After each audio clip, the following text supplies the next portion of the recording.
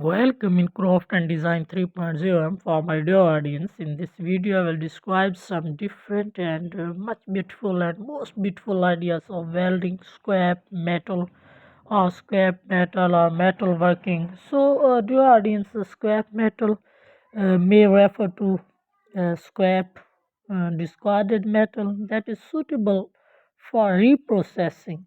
So, scrap metal band and Australian rock band active in the 1980 and it's also it's and early 1990s.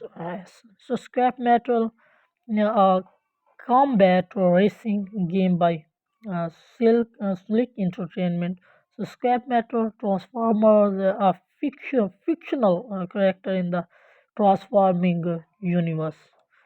So this this map baggies is also prescribed uh, in my video. So in special, a metal working is in a welding scrap metalworking is important. I also avoid. So metalworking is a process of shaping and reshaping metal uh, as to create useful objects, parts, uh, assemblies, and large scale structure. So, as a term, it covers a wide and diverse range of process skills and tools for producing objects on every scale, from huge ship building and bridges down to precise engine parts and delicate jewelries also. The historical roots of metalworking predate recorded history. Its use spans culture, civilization, and millennia. It has evolved from shaping a soft native metal like gold with simple hand tools to the smelting of ores and hot forging of harder metal like iron up to highly technical modern process such as machining and welding. So it has been used as an industry, a driver of trade, individual hobbies, and in creation of art. It can be regarded as both a science and a craft. So modern metalworking processes, the diverse and specialized, can be categorized into one of three broad areas known as forming, cutting, and organic process. So metalwork workshop, typically known as machine shop, hold a wide variety of specialized general use machines, tools capable of creating highly precise, so useful products. Many simpler metalworking techniques, such as blacksmithing, are no longer economical or competitive on a large scale in developing countries. Some of them are still in use in less developed countries for artisanal or hobby work, or for historical uh, reenactment. So, if it's prehistory, the oldest archaeological evidence of copper mining and working was the discovery of the copper pendant in northern Iraq from 870 BC. So, the earliest substantiated and dated evidence of metalworking in the Americas was the processing of copper in Wisconsin near Lake Michigan. So copper was hammered until it became brittle, then heated so it could be worked further. So in America, this technology is dated to about 4000 and 5000 BC. So the oldest gold artifacts in the world come from the Bulgarian Varna necropolis and date from 445 BC.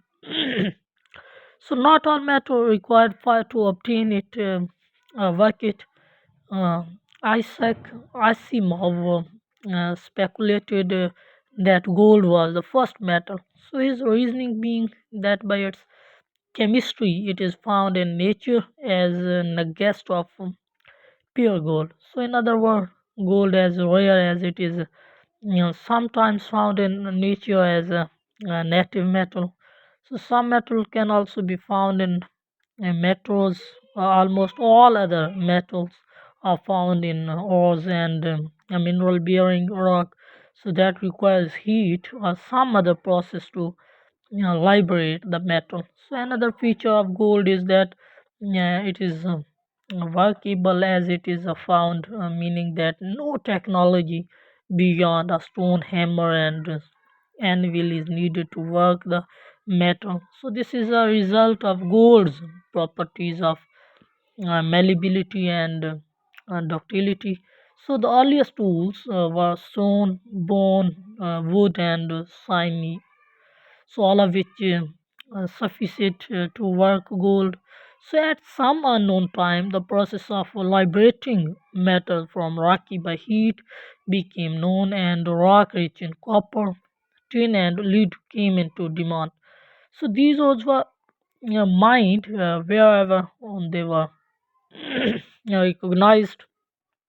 Remains of such ancient mines have been found all over southwestern Asia. So, metalworking was being carried out by the South Asian inhabitant Mengora between 7000 BC and 3300 BC.